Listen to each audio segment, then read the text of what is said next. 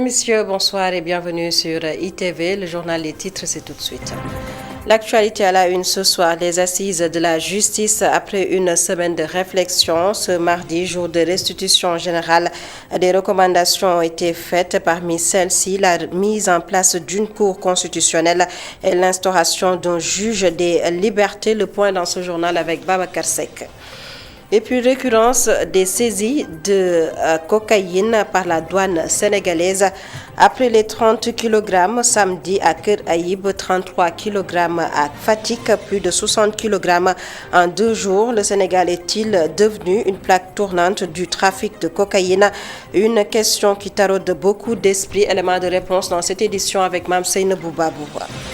L'environnement sera également dans ce journal. Célébration au menu de ce journal. Célébration demain, 5 juin, de la Journée mondiale de l'environnement. Au Sénégal, 40 000 hectares de forêt disparaissent chaque année. L'Association des journalistes pour la transparence dans les ressources extractives et la préservation de l'environnement alerte, d'où le sens du thème de la rencontre de ce matin. L'agroforesterie, une solution pour la restauration des sols, l'autosuffisance alimentaire et la régénération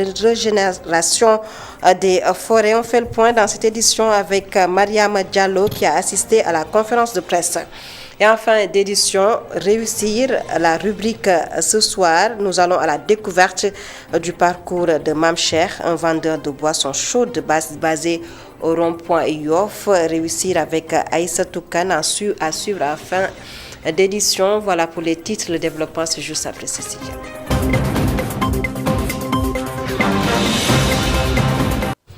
Bonsoir à tous et bienvenue. Découverte macabre dans la commune de Chériflo. Le corps d'un individu calciné a été retrouvé par les populations de Mbodiène. C'est dans le département de Tivaouane. Sous le choc, ces dernières réclament plus de sécurité dans cette partie du Sénégal. Je vous propose de suivre la réaction de Abdoulaye Mbouch, habitant de la localité, au micro de Isidore Alexandre Sen. Il est difficile de se prononcer sur cette découverte macabre, car nous ne savons ni les tenants ni les aboutissants. Nous avons découvert un corps calciné comme tout le monde. Je dis, personne ne sait si la victime habite dans le village de Mbodiène ou pas. L'année dernière, on a vu une scène presque similaire. C'était après 17 jours du Ramadan. Une femme originaire de Fass Boye a été tuée ici avant d'être calcinée. Autre scène, mon neveu a été victime d'agression avant que l'on ne soustrait sa moto et son téléphone portable en pleine journée. Cette situation d'insécurité s'explique par l'accaparement du foncier. Toutes les issues sont ceinturées par des murs de clôture qui poussent de façon anarchique dans Chériflo et dans toute la zone de Ndiassane. Les malfaiteurs, après avoir commis leur forfait, escaladent les murs pour filer à l'anglaise. C'est anormal ce qui se passe entre Tivaouane et Ndiassane. Les propos de Abdoulaye Mbouch recueillis et traduits par Isidore Alexandre Sen. Et puis les assises de la justice. Après une semaine de discussion, la journée d'aujourd'hui consacrée à la restitution générale et les premières recommandations concernent les réformes comme celle du Conseil constitutionnel, mais également le Conseil supérieur de la magistrature, notamment la présence du président de la République et du ministre de la Justice. Je vous propose de suivre la réaction de Bamba Kassé, rapporteur de la commission réforme, au micro de Babacar Seck. Les recommandations portent essentiellement d'un point de vue consensuel sur l'instauration d'une cour constitutionnelle, ça c'est consensuel. La réorganisation ou la réforme du Conseil supérieur de la magistrature, notamment son autonomisation fonctionnelle, organisationnelle et financière. Ça également, c'est un autre point de consensus. Sur le point du Conseil supérieur de la magistrature, par contre, il n'y a pas d'accord absolu sur le retrait ou pas du président de la République comme membre du Conseil. Ça, les gens en ont discuté. Maintenant, d'un point de vue de la justice pénale et carcérale, la réduction des pouvoirs du président de la République, du procureur de la République, ça c'est un fort point de consensus. L'élargissement des champs de compétences et de l'indépendance du juge d'instruction, c'est également un long point de consensus. Et en dernier, il y a l'instauration de ce qu'on appelle un juge des libertés et de la détention. Donc c'est ça les points de consensus en gros. Et sur ces recommandations, les appréciations sont globalement positives, estime le directeur exécutif de l'ONG 3D, Moundiaye Sissé. Note que les réformes vont permettre à la justice d'être plus indépendante. Le voici au micro de Babacar Seck. La question du Conseil constitutionnel, qui fait toujours beaucoup d'objets de polémique, si on la transforme en une cour constitutionnelle, déjà symboliquement le changement de nom est positif, parce que le Conseil est très chargé. Même changer son nom seulement, c'est une très bonne chose du point de vue symbolique. Dire qu'au Sénégal, on a une cour constitutionnelle, ça va être un nouvel organe qui suscite beaucoup d'espoir. L'autre aspect, c'est le mode de désignation de ses membres et les prérogatives qu'on va lui donner. Je crois que ce serait une très bonne chose. L'autre aspect, c'est le Conseil supérieur de la magistrature. Aujourd'hui, certes, il n'y a pas de consensus sur la présence ou non du président de la République, mais au moins il y a un consensus pour en faire un organe délibérant. En faire un organe délibérant, c'est lui donner un pouvoir de décision qui va permettre à ce que le Conseil supérieur de la magistrature soit plus indépendant et que donc qu'il ait plus de pouvoir de décision. L'autre aspect, c'est sa composition. Proposer que sa composition soit égalitaire par rapport aux membres élus et aux membres de droit, ça aussi c'est une avancée. L'autre avancée que je note, c'est le fait d'instituer un juge des libertés. Un juge des libertés, vivement oui, pour que ce ne soit plus le procureur qui décide de qui on va mettre en prison ou pas. Retour sur l'objectif de ces assises de la justice tenues dans le cadre de la 4e édition du dialogue national. Lors de ces assises, les discussions ont tourné essentiellement autour de la modernisation et des conditions de travail des personnels de la justice. Plus de détails avec Babacar Seck. La réforme et la modernisation de la justice étaient au cœur des discussions des acteurs conviés à une réflexion qui a duré une semaine. L'un des objectifs est de faire en sorte que la justice ressemble aux réalités sénégalaises. Les participants étaient unanimes sur la question de revoir la présentation et la représentation de la justice. Les touches qui ne nous ressemblent pas, le glaive, la balance, etc. Thémis. Comment faire pour que dans nos cours et tribunaux, lorsque les magistrats, les avocats, les huissiers, etc. se présentent, qu'ils se présentent dans une façon telle que nous puissions nous y voir. Et cela a été un point fondamental.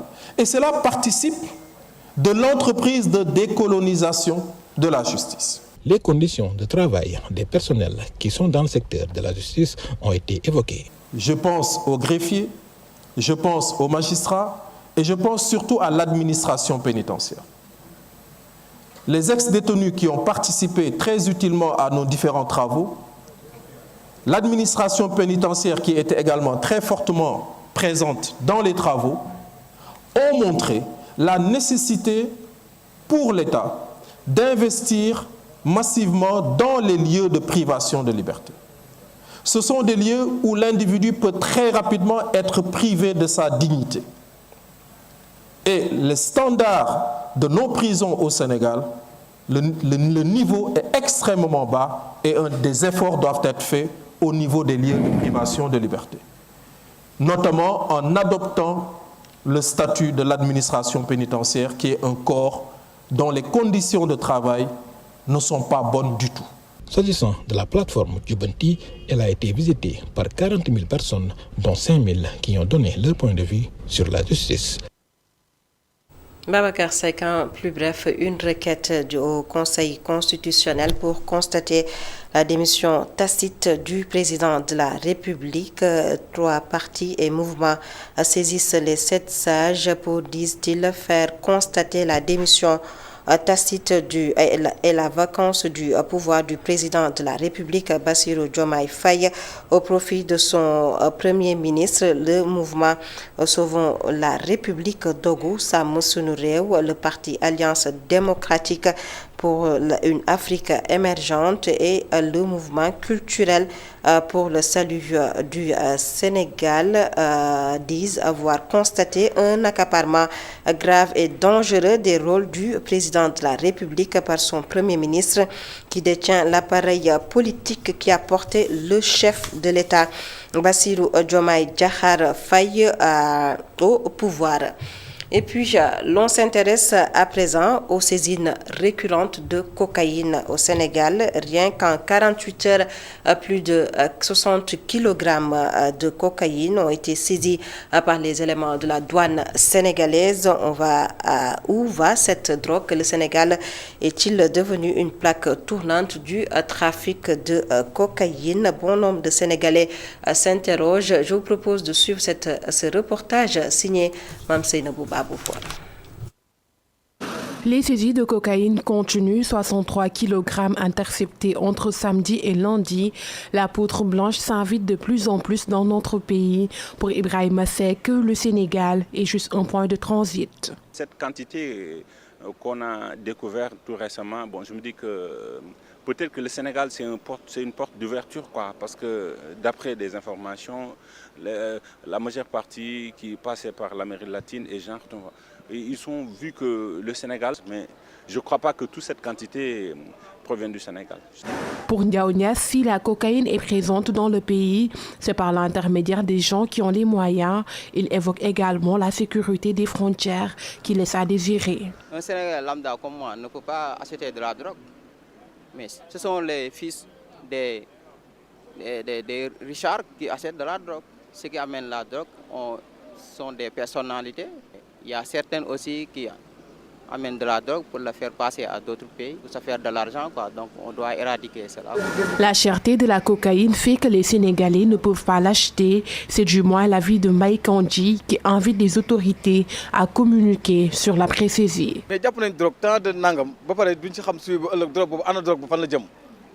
À chaque fois, on nous parle de saisie de cocaïne, mais après, on ne sait pas ce qui a été fait avec. Et on dénonce cela. Je pense que les Sénégalais n'ont pas les moyens d'acheter de la drogue. Les priorités sont ailleurs. 3 tonnes en novembre, 1 tonne en janvier, 1137 kg en avril et 63 kg en 48 heures. Le Sénégal est devenu une plaque tournante de la drogue. Nos interlocuteurs se questionnent sur toute cette quantité saisie dans un pays où les gens peinent à joindre les deux bouts. Et puis, colère des habitants de la cité Touba Renaissance, sise aux Mamelles. Le collectif des résidents dénonce un manque de lotissement de la cité. Au-delà de ce problème, l'assainissement fait également défaut. C'est un reportage de Lal Babia. Le pluie approche et ce sera pire en fait. Il sera vraiment compliqué de s'y rendre à l'école. La cité Mbakifay est toujours en proie à des inondations, ce qui inquiète cette étudiante qui vit dans ce quartier. C'est vraiment compliqué pour s'y rendre à l'école, mais même lorsqu'il n'y a pas de pluie, il y a des inondations. Nous les étrangers, on se demande que mais l'eau là sort d'où en fait? Parce qu'on constate qu'il n'y a pas de caniveau, de canalisation, et donc c'est vraiment compliqué pour nous. Les eaux là, la manière que les eaux là sont pas possible, et ça nous met parfois en retard parce qu'on essaie de se frayer un passage, mais c'est vraiment compliqué. Et vraiment, nous suggérons vraiment que l'État puisse faire au moins quelque chose pour nous les habitants de Ouakam, pratiquement à cité Mbakifay. Pratiquement ici, il y a certaines zones où il y a des pavés, il y a d'autres zones où il n'y en a pas. Et c'est vraiment compliqué. Ce vieux habitant de la cité soulève quelques problèmes qu'il rencontre aussi pendant l'hivernage.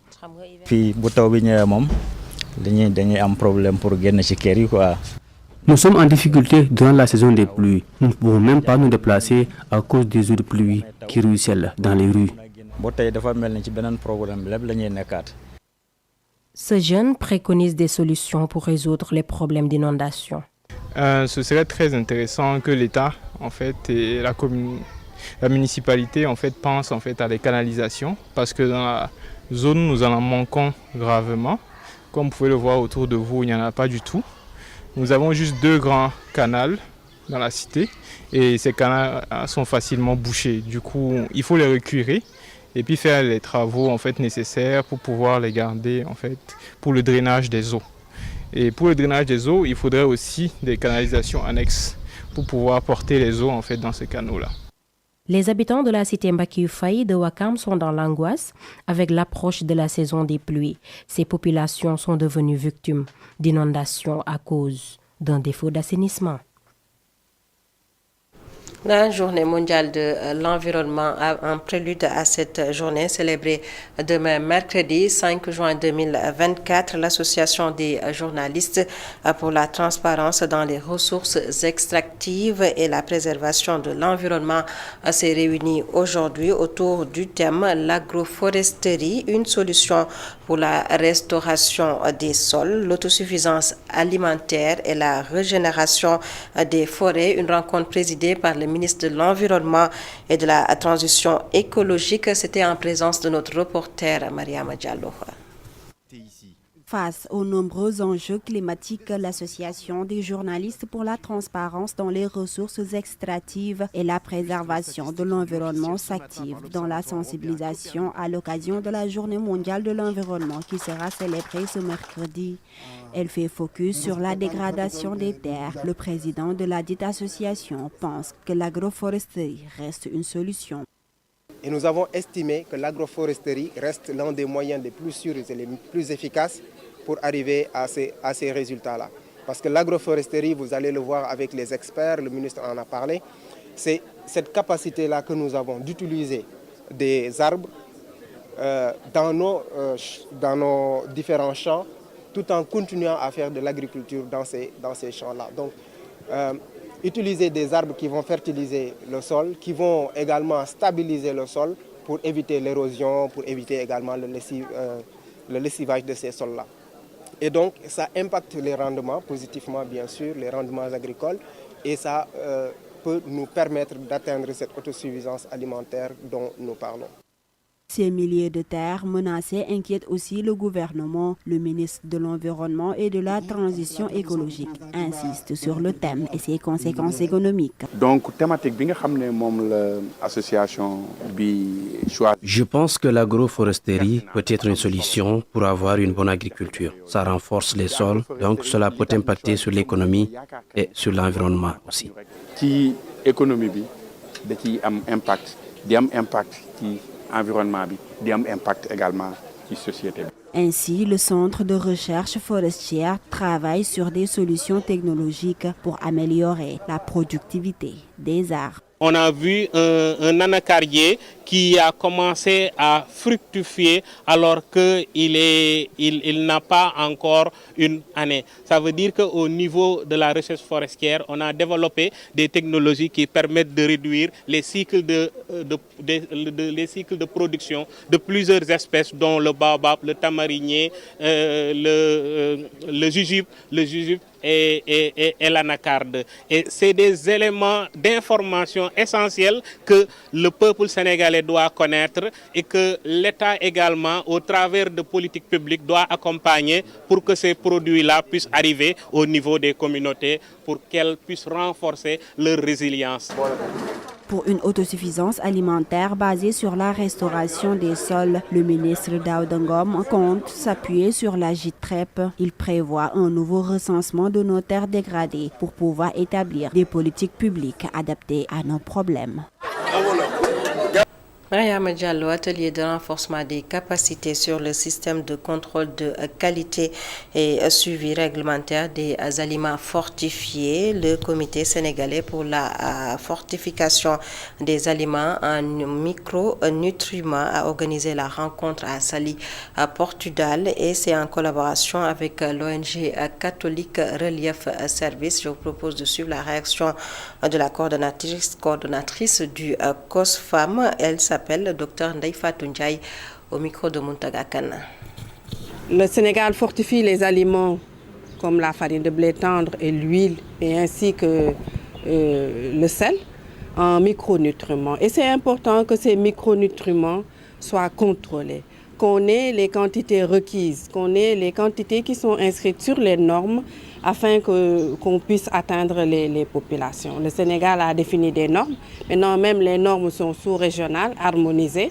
Et il est important et impératif que les producteurs de ces aliments enrichis le fassent adéquatement. Donc cet atelier est là pour nous aider à pouvoir maîtriser, à pouvoir contrôler effectivement ces aliments enrichis afin que l'on sorte au niveau des sites de production et de même qu'au niveau des sites de distribution qu'on ait des aliments adéquatement enrichis. Les industriels sont assez responsables, ils font l'enrichissement de la farine de blé tendre en fer acide folique, de l'huile en vitamine A et le sel en iode. Seulement, ce contrôle de qualité est impératif parce que autant c'est la production, autant il y a le transport et le stockage qui peuvent faire leur effet.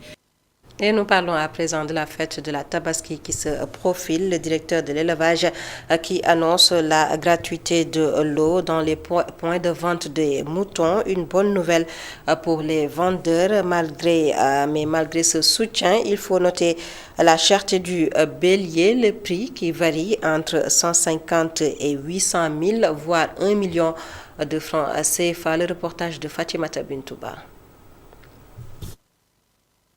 Il faut au minimum 150 000 francs pour avoir un bon bélier dans cette bergerie, nous confie Moussa Sonko, vendeur de moutons au Daral au stade Léopold Sédar Senghor. Non, les prix ne sont pas abordables parce que dans notre là, les moutons vont à 150 000, 250 000 jusqu'à 400, 500. Il y a les Maliens qui vendent des moutons à 1 million et quelques. L'État a subventionné l'eau, vraiment. On a reçu des citernes ici. Par la faveur du ministre de l'élevage et la direction de l'élevage. Les camions citernes ont commencé à distribuer de l'eau, une action qui soulage, poursuit Mamadou Sissé, de nationalité malienne. Ah bon, l'eau ça donne gratuite. Prix. Bon, ça dépend, comme c'est pas même qualité quoi. Il y a gros, il y a moyen, il y a petit. Voilà, il y a 300, il y a 200, il y a 150. Même 100 000 il est là. Ça dépend des choix. À côté, les vendeurs ont le choix d'opter pour les branchements payants, à l'exemple de ce jeune éleveur qui attend toujours des clients. Nous avons payé pour avoir le branchement avec les robinets. Les moutons, disons que ce n'est pas trop abordable. Le prix des aliments l'explique. Le marché commence à être envahi par les moutons. Dans les points de vente, les vendeurs se plaignent de la cherté des aliments et autres. D'ailleurs, c'est ce qui explique pour eux le prix exorbitant des bêtes. Fatoumata Bintouba, et puis dans le secteur de la santé, le poste de santé de Gaoudé-Bofé souffre de plusieurs maux. Les femmes de cette localité de la commune de Bokiladi, c'est dans le département de Kanel, ont besoin d'un appareil d'échographie en état de grossesse. Elles font des kilomètres pour faire les examens de l'échographie. Matam, la correspondance de Amadou Omar Diallo. Situé à 3 km de Bondiwali, dans la commune de Bokiladi, le village de Gaoudé-Bofé fait partie de ces localités où des femmes enceintes parcourent des kilomètres pour une simple consultation. L'infirmier chef de poste Morphal le confirme. Il te faut des centaines de kilomètres pour arriver au district sanitaire de Kanel, là où le poste dépend. Et pour la situation du poste, on se débrouille avec les moyens de bord, mais le poste manque beaucoup de choses. Voilà, le poste vient d'être électrifié à peine à peu près 7 à 8 mois. On manque beaucoup de moyens par rapport à la prise en charge, surtout des femmes enceintes, parce qu'on n'a pas d'échographie, on ne fait pas des bilans, on envoie les malades dans les autres structures qui en disposent. Polarisant une dizaine de villages, la structure sanitaire de Gaoudé-Bofé a parfois du mal à prendre en charge certains enfants dans le programme élargi de vaccination à cause d'un manque de moyens. On n'a pas beaucoup de moyens. On se sacrifie dans la bourse. C'est très difficile parce que le poste couvre 12 ou bien 13 villages. Il y a des villages qui sont éloignés plus de 16 à 17 km. Donc pour la vaccination des enfants, pour les 9 villages-là, il te faut chaque mois des sorties avec l'ambulance. Tu fais du carburant, tu passes la journée là-bas pour toucher les enfants et les faire vacciner. Parce que s'il ne fait pas ça, ces enfants-là ne seront pas pris en compte. Dans cette partie de l'Auré, l'absence de soins sanitaires de qualité reste une équation. Face à cette situation, les nouvelles autorités sont interpellées.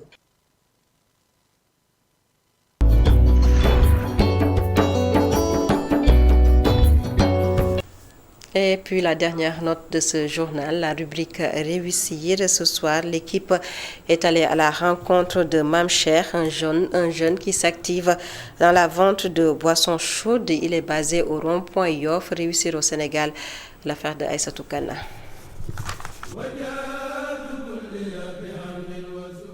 À Yoff, ce coin est devenu le lieu prisé des amateurs de boissons chaudes. C'est ici que Mamcher prépare et vend du café Touba, du thé à la menthe ou encore du thé à base de pain de singe avec un soin particulier. Ancré dans le mouhidisme, Mamcher consacre ses moments de répit à la lecture des Hassidas. Il entretient une relation particulière avec le café. Rien qu'à en parler, l'émotion le gagne.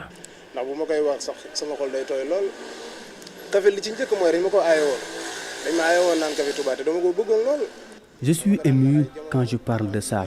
On m'avait interdit de boire du café pour des raisons de santé alors que j'aimais beaucoup ça. Puis un jour, je suis allé chez un chef religieux qui m'a servi une tasse de café. Je ne pouvais pas refuser. Depuis ce jour, je ne peux plus m'en passer.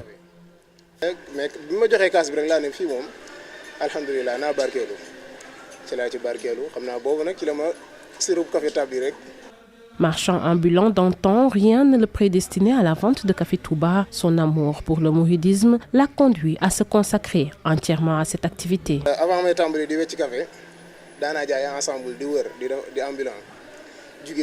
Je vendais des habits comme marchand ambulant. Je quittais Yoff pour marcher jusqu'à Petersen, aller-retour. Un jour, j'ai rencontré un vendeur de café. C'est en voyant son image de véritable Baïfal que je me suis dit qu'il fallait que je me lance aussi dans la vente de café Touba.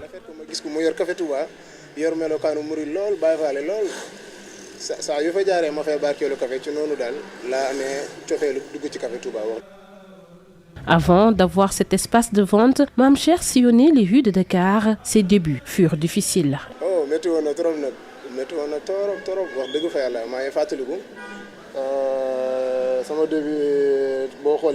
Ce fut vraiment difficile. J'ai commencé avec une petite marmite, un fourneau et du charbon. Je sillonnais les villes de Dakar. Ce n'est que 2 ans plus tard que j'ai eu une place fixe.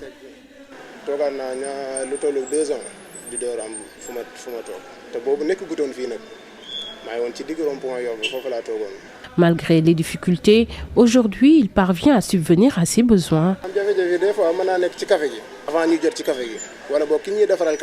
Nous rencontrons parfois des difficultés à recevoir du café de qualité. Parfois, c'est le fournisseur qui pose problème et les clients ne peuvent pas toujours comprendre cela. En plus, le café coûte cher. Mais malgré tout, nous réussissons à nous en sortir.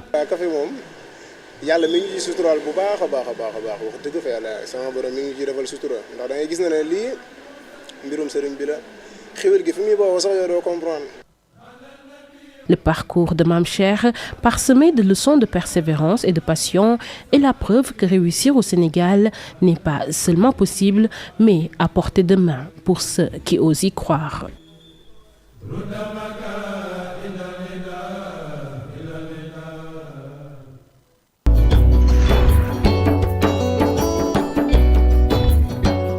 La rubrique Réussir au Sénégal, le modèle de ce soir, Mamcher, vendeur de boissons chaudes. Un grand merci à Aïssatou Kana pour ce reportage. Et c'est la fin de ce journal. Mesdames, Messieurs, merci de nous avoir suivis.